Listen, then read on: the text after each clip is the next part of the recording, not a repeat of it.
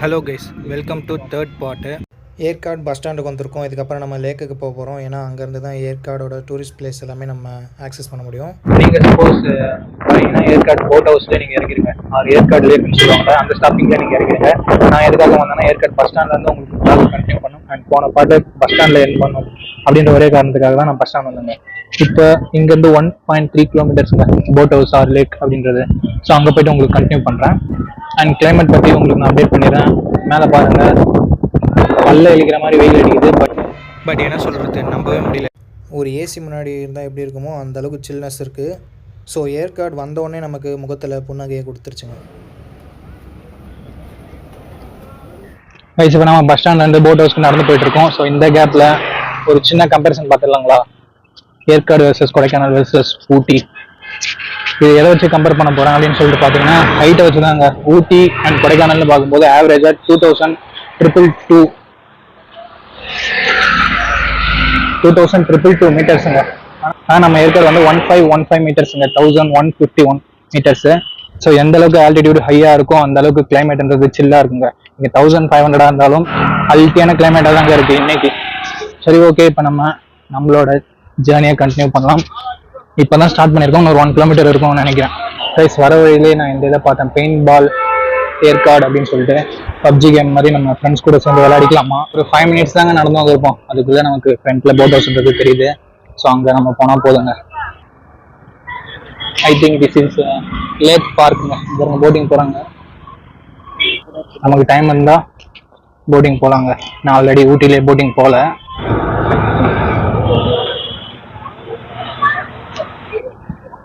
₹40 entry charge ஆங்க லேக் பார்க்குக்கு.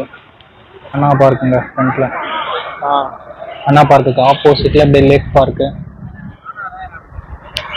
நீங்கள் அண்ணா பார்க்கு சென்டராக வச்சு உங்களோட ட்ரிப்பை பிளான் போடுங்க. ஏன்னா அண்ணா பார்க்கில் வந்து எல்லாமே கிட்ட உங்களுக்கு அங்கே ஒரு போட் போட்டிருப்பாங்க. ஸோ அதை போய்ட்டு உங்களுக்கு காட்டிட்டு அதுலேருந்து உங்களுக்கு எக்ஸ்பிளைன் பண்ணுறாங்க. அங்கெல்லாம் அந்த போர்டுன்றது இருக்கு. அங்கே போய்ட்டு உங்களுக்கு பார்க்குறாங்க. இந்த போர்டு தாங்க உங்களுக்கு சொன்னேன். அண்ணா பார்க் வந்துட்டீங்க. ஆக்சுவலாக நிறைய இன்ஃபர்மேஷன்ஸ் அவங்க மென்ஷனே பண்ணலங்க. நம்ம பார்த்தோம் அங்கே லேடிஸ் சீட் அப்படின்னு சொல்லிட்டு. ஸோ அது வழியாகவே நீங்கள் போயிடுங்க. லேடிஸ் சீட் வந்து 2 கிலோமீட்டர்ஸ். அங்கே வந்து ஜென்ஸ் சீட்டு, சில்ட்ரன் சீட் அதெல்லாமே இருக்கும். ஸோ அது உங்களுக்கு எக்ஸ்பிளைன் பண்ணுறாங்க. கைஸ், நம்ம எங்கேருந்து தான் ஸ்டார்ட் பண்ண போகிறோம்? அண்ணா பார்க்லேருந்து. அண்ணா பார்க்குக்கு ஜஸ்ட் ஆப்போசிட்லேயே நமக்கு லேக் பார்க்குன்றது இருக்கும். அங்கேருந்து ஒரு 800 மீட்டர்ஸ் நடந்தீங்கன்னா கவர்மெண்ட் பொட்டானிக்கல் கார்டன் 1 வந்துடும். பட் நீங்கள் அண்ணா பார்க் விசிட் பண்ணிடுங்க அண்ட் லேக் பார்க் விசிட் பண்ணிடுங்க. அதுக்கப்புறம் ஸ்ட்ரைட்டாக நீங்கள் ரோஸ் கார்டன் போயிடுங்க. 2 கிலோமீட்டர்ஸ் வரும் அண்ணா பார்க்லேருந்து.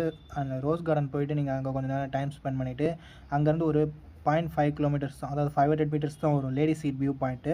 So lady seat view point பார்த்துட்டு அதுக்கப்புறமா அங்கேருந்து ஒரு 0.5 கிலோமீட்டர்ஸ் நடந்தீங்கன்னா ஜென் சீட் வியூ பாயிண்ட் வந்துடும். ஸோ அதையும் நீங்கள் பார்த்து முடிச்சுட்டு டேரெக்டாக நீங்கள் அண்ணா பார்க்குக்கு வந்துடுங்க. அப் அண்ட் டவுன் உங்களுக்கு 6 கிலோமீட்டர்ஸ் நடக்கிற மாதிரி வரும். ஸோ உங்களால் 6 கிலோமீட்டர்ஸ் நடக்க முடிஞ்சதுன்னா நீங்கள் இந்த ரூட்டை கவர் பண்ணுங்கள். கவர் பண்ணிவிட்டு நீங்கள் மறுபடியும் அண்ணா பார்க் வந்து அங்கேருந்தே பஸ் ஏறி நீங்கள் சென்ட்ரல் பஸ் ஸ்டாண்ட் போயிடலாம். அது இங்கேருந்து கூட நமக்கு சேலம் பஸ்ன்றது இருக்கும். ஸோ அங்கே கூட நீங்கள் ஏறிக்கலாம். நீங்கள் அண்ணா பார்க்லேருந்து ஏற்காடு பஸ் ஏறிடுங்க. ஏன்னா ஏற்காட்டில் நிறைய பேசஞ்சர்ஸ் இருப்பாங்க. ஸோ உங்களுக்கு சீட் கிடைக்காது. சீட் கிடைக்கணும் அப்படின்னு நினச்சிங்கன்னா அண்ணா பார்க்லேயே நீங்கள் ஏற்காடுக்கு டிக்கெட் எடுத்து ஏறிடுங்க. ₹5 ஆர் ₹6 தான் வரும். அண்ட் அண்ணா பார்க்லேருந்து கிளியூர் ஃபால்ஸ் நமக்கு 3.5 கிலோமீட்டர்ஸ். ஒன்று நீங்கள் எதர் கிளியூர் ஃபால்ஸ் பார்க்கலாம், அப்படி இல்லைனா அந்த உங்களால் நடக்க முடியாது அப்படின்னு நினச்சிங்கன்னா rose garden, lady seat view point, gents seat view point அதெல்லாம் பார்க்கலாம். அண்டு லேக் பார்க்குமே உங்களுக்கு கிட்டவே தான் இருக்கும். கிளியூர் ஃபால்ஸு அண்ட் இதையுமே சேர்த்து பார்க்கணும் அப்படின்னு நினச்சிங்கன்னா நீங்கள் கிட்டத்தட்ட ஒரு 11 கிலோமீட்டர் 12 கிலோமீட்டர் நடக்கிற மாதிரி வரும். ஸோ உங்களுக்கு ஓகேவான்னு சொல்லிட்டு பார்த்துக்கோங்க. ஆறு நீங்கள் அங்கே இருக்க ஆட்டோஸு, கேபை புக் பண்ணி கூட நீங்கள் இதெல்லாமே விசிட் பண்ணலாம். நடக்கிற கலைப்பே தெரிலங்க. இந்த சில் ப்ரீஸும் இந்த ஏற்காடு லேக்கோட வியூவும் நம்மளோட வாக்கிங் இன்னும் ஈஸியாக இருக்குது. கைஸ், கொஞ்சம் தூரம் நடந்து வந்தோடனே நமக்கு லெஃப்ட்டில் ஒரு ரோடு கட் ஆகும். அந்த ரோட்டில் தான் நம்ம போகணும் கிளியூர் ஃபால்ஸ் போகிறதுக்கு.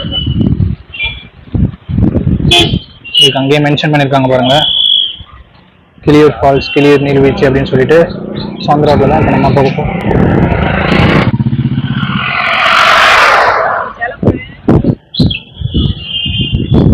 ஜஸ்ட் ஒரு ஃபோனை ஹோல்ட் பண்ணிட்டு போகக்கூடாதுன்றாங்க எல்லாம்.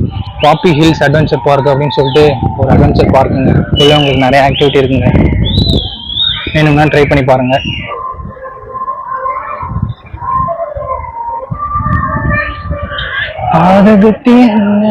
பெப்பர் பிளான்டேஷனுங்க. இங்கே ஃபோட்டோஸ்லாம் எடுக்கிறதா இருந்தால் எடுக்கலாம், ரீல்ஸ் எடுக்கிறதா இருந்தால் எடுக்கலாம். கிரீன் பார்க் ஹில் ரெசார்ட்டுக்கு லெஃப்டில் போகணுமா?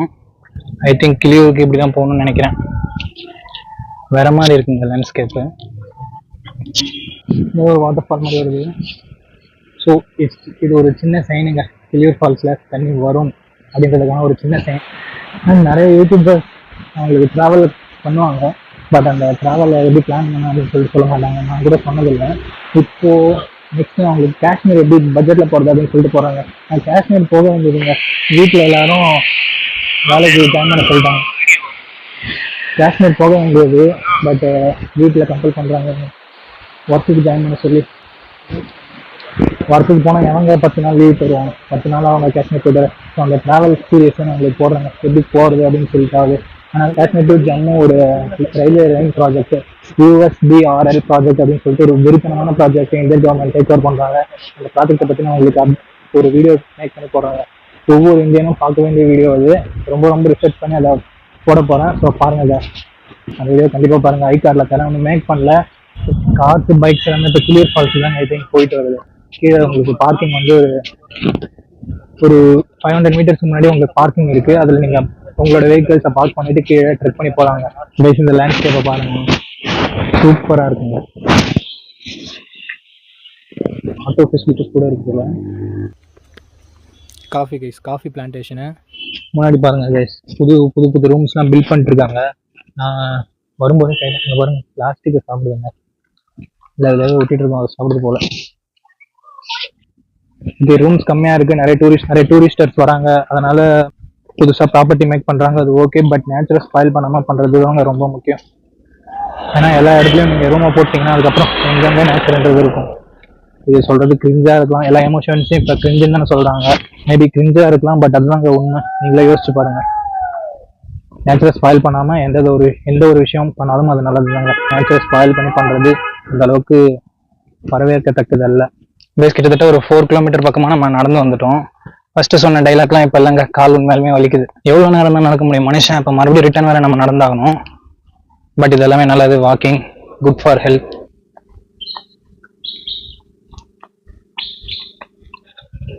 கைஸ், டிராஃபிக்குங்க இங்கே கிளியூர் ஃபால்ஸ் பார்க்கிங்கில். சண்டே அண்டு லாங் வீக்கெண்டுன்றதால நிறைய பேர் வந்து குவிஞ்சிட்டாங்க ஏற்காடில். இந்த சைடு பஸ் பார்க்கிங், இந்த சைடு கிளியூர் ஃபால்ஸ் 0.5 கிலோமீட்டர்ஸ் இருக்கும். ஆக்சுவலாக ஸ்டெப்ஸில் போகிற வழியும் இருக்குது. பக்கத்தில் நமக்கு இந்த மாதிரி ரோடும் போட்டு வச்சுருக்காங்க கைஸ். ஸோ நடக்க முடியாதவங்க ரோடு யூஸ் பண்ணி போய்க்கோங்க. ரோடு யூஸ் பண்ணால் ஒரு 20 ஸ்டெப்ஸ் மட்டும் தான் இறங்குற மாதிரி இருக்கும். அங்கே ஒரு சில ஷாப்ஸ்லாம் இருக்கும். அவங்கள்ட்ட கேளுங்க எப்படி போகணும்னு சொல்லிட்டு சொல்லுவாங்க. ஆக்சுவலாக அந்த ரூட்டையும் நான் உங்களுக்கு கேப்சர் பண்ணலாம் தான் நினச்சேன். பட் கேப்சர் பண்ணுறதுக்கான சுச்சுவேஷன் இல்லை. நிறைய பேர் இருந்தாங்க, பர்சனலாக அவங்களை அஃபெக்ட் பண்ணும். ஸோ அதனால் எடுக்கல.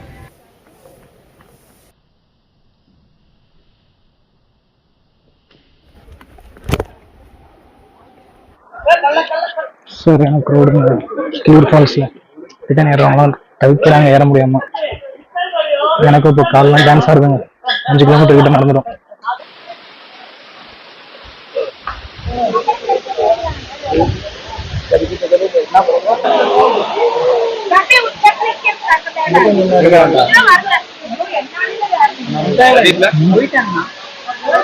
கிளியூர் வாட்டர் ஃபால்ஸ் வந்து ரீச் பண்ணிட்டோம். இறங்குறது ரொம்ப கஷ்டமாக இருந்தது எனக்கு. ஓகே, இனிமேல் ஃபிசிக்கல் ஆக்டிவிட்டி டெய்லி ரெகுலராக பண்ணணும். டெய்லி எக்ஸசைஸ் பண்ணணும். நம்ம பாடியை ஃபிட்டாக வச்சுக்கிறது அவசியம். இந்த ஸ்ட்ரெஸ்ஸே இறங்க முடியல அப்படின்னு சொல்லிட்டு போது அஸ் மெடிக்கலாக எனக்கு ரொம்ப கேவலமாக இருக்குது.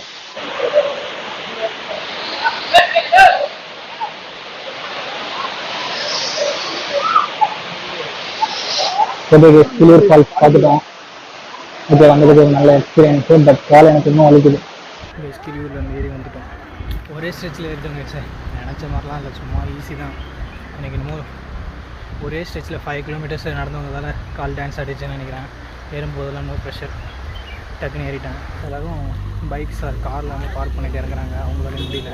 நான் ஒரு 4 கிலோமீட்டர் ஆல்ரெடி நடந்துட்டு வந்து இறங்குறதால கால் டான்ஸ் ஆனதால் அவ்வளோ அசிங்கம் இல்லை எனக்கு. நார்மலாக வரலாங்க, எல்லோரும் வரலாம். நான் யாரும் வர வேணான்னு சொல்லியிருப்பேன். 200 ஸ்டெப்ஸ் தான். அது என்னவோ தெரில, எனக்கு இறங்கும்போது கால் வலிச்சதால் யாரும் வர வேணான்னு சொல்லிட்டேன். பட் நார்மல் தாங்க. அண்ட் இன்னொரு வே காமிச்சிருப்பேன் சைடில் ஒரு ஸ்லோப் மாதிரி இறங்குச்சு ரேம்ப் மாதிரி, அந்த ரேம்பை கூட யூஸ் பண்ணி நீங்கள் வரலாங்க. யாராவது நடக்க முடியாதவங்க இருக்கீங்கன்னா கடைசி ஒரு 20 ஸ்டெப்ஸ் தான் இறங்குற மாதிரி இருக்கும் அந்த ரேம்பில். டைம் இப்போ 2:55 ஆகுதுங்க. நம்ம 3 மணிக்கெலாம் போட் ஹவுஸில் இருக்கணும் அப்படின்னு சொல்லிட்டு பிளான் போட்டோம். பட் அங்கேயே நிறைய டைம் ஸ்பெண்ட் பண்ணிட்டோம். 4:30 பஸ் ஏறி ஆகணும். ஸோ ஒரு பிளான் எப்படியா வந்து ட்ராப் அவுட் ஆகும். போட்டிங் போகல இந்த முறை, டைம் ஆகிடுச்சு. சாப்பிட்றதுக்கு எப்படியும் ஒரு 4 o'clock ஆகிடும். ஓகேங்க, வந்தது கிளியூர் மட்டும்தான் பார்க்குற மாதிரி ஆகிடுச்சு டைம் ஸ்பெண்ட் பண்ணதால். அண்ட் அதே மாதிரி ஏற்காடை வந்து போர் மேன்ஸ் ஊட்டின்னு சொல்கிறாங்க, அதாவது ஏழைகளின் ஊட்டி அப்படின்னு சொல்லிட்டு சொல்கிறாங்க. எதுக்காக அந்த மாதிரி சொல்கிறாங்க, பழங்காலத்தில் வச்சுருப்பாங்க போல். மேபி ஊட்டியில் எக்ஸ்பென்ஸ்ன்றது அதிகமாக இருக்கும் தங்குறதுக்காகட்டும், அண்டு ஸ்பாட் விசிட் பண்ணுறது, சைட் சீயிங் வண்டி ஆகட்டும், அதெல்லாம் காசு அதிகமாக இருக்கும். பட் ஏற்காட்டில் ஸ்டே கொஞ்சம் கம்மியாக இருக்கும், அதாவது அஃபோர்டபுளாக இருக்கும். அண்ட் சைட் சீயிங்க்கு அந்தளவுக்கு ஸ்பெண்ட் ஆகாது அப்படின்றதால போர் மேன்ஸ் ஊட்டி வச்சாங்க அப்படின்னு சொல்லிட்டு நான் கேள்விப்பட்டேன். பட் இப்போ லக்ஸரியஸான ஸ்டே கூட வந்துடுச்சு ஏற்காட்டில். இன்னுமே நம்ம போர் மேன்ஸ் ஊட்டி அப்படின்னு சொல்கிறது எனக்கு எதிர்க்கிறேன் நான். அதை எனக்கு ரொம்ப பிடிக்கல. அது போர் மேன்ஸ் ஊட்டி ஏற்காடு அப்படின்னு சொல்லி, ஏற்காடு இஸ் ஏற்காடு, எதுக்காக அது போர் மேன்ஸ் ஊட்டி அப்படின்னு சொல்லிட்டு சொல்கிறீங்க? இல்லை ஏதாவது ஒரு அடைமொழியாவது வச்சுருக்கலாம். இப்போ கொடைக்கானலுக்கு பிரின்சஸ் ஆஃப் ஹில்ஸஸ் அப்படின்னு சொல்லிட்டு வச்சுருக்காங்க, அண்ட் ஊட்டிக்கு குயின் ஆஃப் ஹில்ஸ்னு வச்சுருக்காங்க. இதுக்கும் ஏதாவது ஒன்று வச்சுருக்காங்களே, அதை விட்டுட்டு போர் மேன்ஸ் ஊட்டி அப்படின்னு சொல்லிட்டு வச்சுருக்காங்க. எனக்கு இது பிடிக்கல. ஸோ உங்களோட கருத்து என்னென்னு மறக்காம கமெண்ட் செக்ஷனில் சொல்லுங்கள். ஓகே கேஸ், போட் ஹவுஸ் வந்து ரீச் பண்ணிட்டோம். அண்டு சாப்பாடும் சாப்பிட்டுட்டோம். இப்போ டைம் பார்த்தீங்கன்னா 3:50 ஆகுதுங்க. ஸோ ஓவராக டயர்ட் ஆகிடுச்சு 10 கிலோமீட்டர் நடந்ததால். அண்டு எதுவும் போகிற மாதிரி ஐடியா இல்லை, டைமும் ஆகிடுச்சு. 4:30 நமக்கு பஸ் ஏறி ஆகணும். அப்போ தான் சேலத்துக்கு 6 o'clock ரீச் பண்ண முடியும்னு சொன்ன மாதிரி. ஸோ அவ்வளோதான், இந்த வீடியோட எழுதி கொண்டோம். இந்த வீடியோ உங்களுக்கு பிடிச்சிருக்கும் நம்புறேன். இந்த வீடியோ பார்த்ததுக்கு ரொம்ப நன்றி. இந்த சீரியஸ் ரொம்ப நல்ல சீரியஸாக இருந்திருக்கும் அப்படின்னு நம்புகிறேன். ஏன்னா ஒரு 3 வீடியோவாக இருந்தாலும் அண்ட் ஏற்காடு ஷார்ட்டாக முடித்தாலும் ஒரு நல்ல வீடியோவாகவே இருந்திருக்கும் அப்படின்னு நம்புகிறேன். அண்ட் கூடிய சீக்கிரம் கன்னியாகுமரி பிளான் போட்டிருக்கேன். ஸோ அது எல்லாமே போக பார்க்கலாம். அண்ட் மதுரை வைகை எக்ஸ்பிரஸும் பிளான் போட்டிருக்கேன். ஸோ அது எல்லாமே நல்லதுன்னா தொடர்ந்து நீங்கள் பார்ப்பீங்க. ஓகே, இந்த வீடியோ பார்த்ததுக்கு ரொம்ப நன்றி. சபரி சைனிங்.